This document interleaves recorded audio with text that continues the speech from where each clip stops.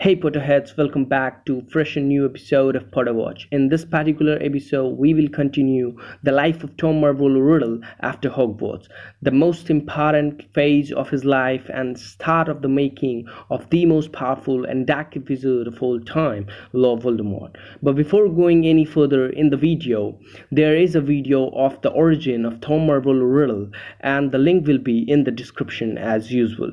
Don't forget to check it out first. Now without any further delay, let's roll the intro and get into today's topic.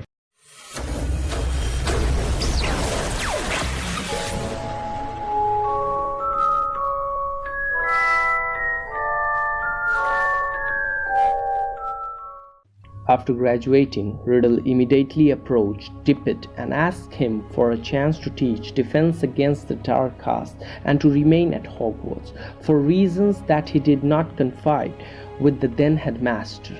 Hogwarts being his true home at heart, using the influential position as a teacher to recruit students into his future army and to continue to learn the castle's magical secrets. However, Tippett rejected his offer, deeming the boy too young, but invited Riddle to reapply in a few years.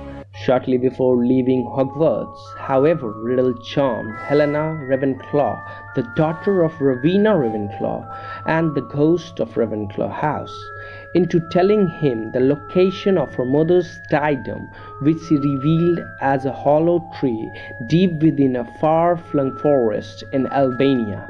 Riddle traveled there at her instructions, murdered an Albanian peasant along the way before retrieving the diadem.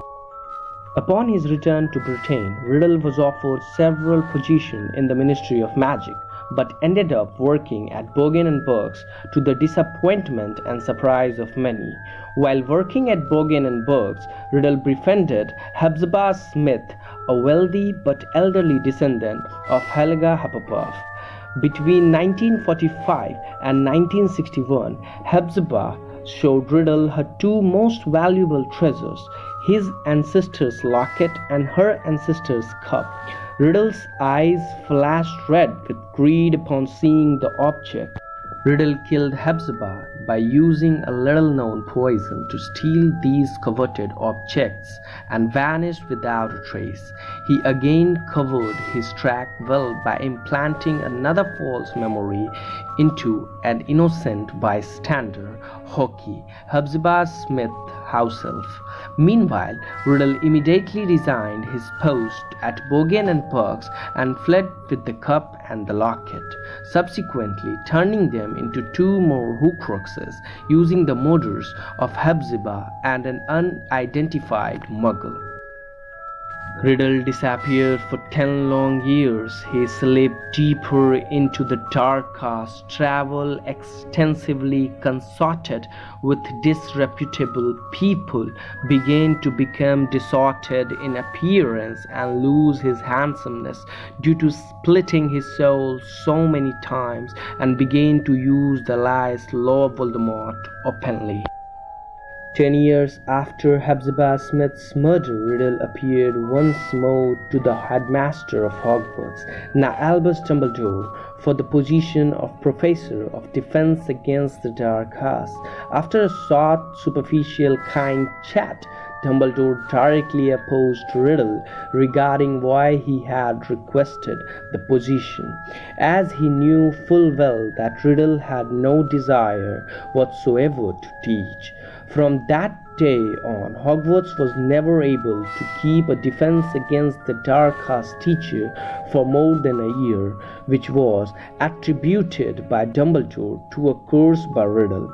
To visit Hogwarts was not fruitless. However, for Riddle used the opportunity to hide the diadem in the room of requirement, where he believed it would never be found out. Voldemort, as Riddle was now exclusively called, spent the next few years before the First Wizarding War gathering followers in witches and wizards who called themselves collectively Death Eaters. Some were supportive of his cause to dominate Muggles and Muggleborns, while others were greedy for domination, wealth, and fame, and yet others joined the Dark Lord out of fear. At some point around this time, Voldemort greatly enhanced his skill in legilimency, to the point that he quickly earned a reputation as the greatest legilimens alive. According to Severus Snape, Voldemort often enjoyed telepathically invading the mind of others, creating visions designed to torture them into madness. By the time, Voldemort has already created 5 Horcruxes. So in 1970, Voldemort started the First Wizarding War, which brings us to the end of this video, because we know First Wizarding War has a lot to talk about, like the Order of the Phoenix, the dominance of the Dark Lord, the prophecy, and many more. Eventually, the death of Lord Voldemort. So I will make a separate video on the First Wizarding War. Till then, keep liking, keep subscribing, stay safe. Meet you in the next video, guys. Bye bye. Signing off. This was Aryananand.